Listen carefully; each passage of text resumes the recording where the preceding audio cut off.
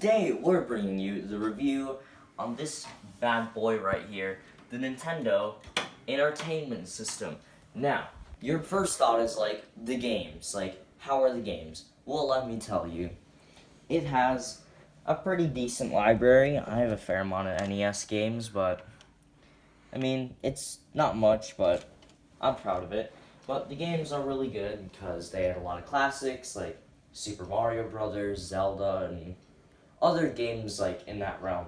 And is it easy to collect for with like money and all that good stuff? In my opinion, it's kind of mediocre because games usually go for $5 a pop, sometimes 10, sometimes 25. But in my opinion, it's pretty easy to collect for. I didn't find too much trouble scrapping money together to get like one NES game. Overall, pretty easy. Anyways, let's bring it back over to this hunk of a console. So, you're probably looking at it, you're like, bruh, it's not a top loader. And that's also a good thing and a bad thing.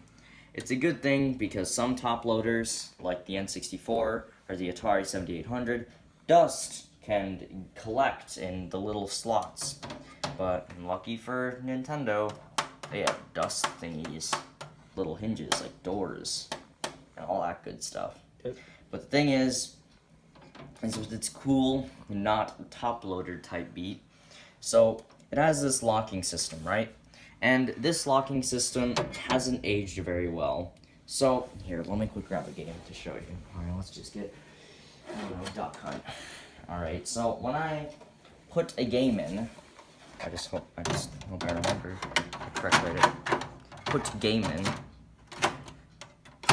Sometimes, like my locking system, it works fine, but sometimes my game can get stuck in there, and then you won't have your game anymore because it's locked inside your console. And no one wants their game locked inside their console because guess what? A console just ate your friggin' game, and we don't like game-consuming consoles. But if you do have that problem, I'll worry about that later. There's this thing called blinking light win. I'm not sure where you can find it because I haven't really looked into it too much, but I've heard a word on the streets that it fixes this locking system, and it's, I think, around $15. Yeah. And then, so, you're probably wondering, how much does this chunky boy cost? Well, you see here, it's around $50, which isn't that bad because most of the time on eBay, it goes for a lot more than $50. And that brings us on to, I don't know, this is kind of a really bad segue, but let's roll with it. The accessories, I don't have very many, but, I mean, I do have the power pad and other stuff like that, but the first one, the zapper, it's really cool.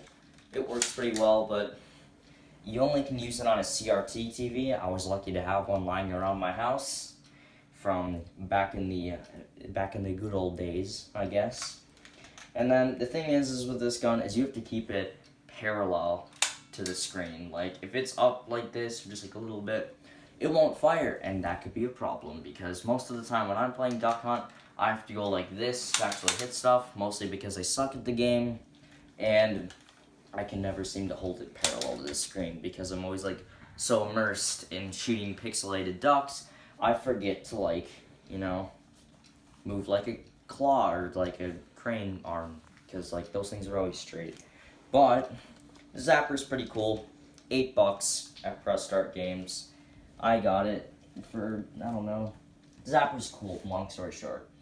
And then I can't really dig this thing out, but it's the NES Power Pad. And believe me, this game will get you a six-pack on your legs in no time.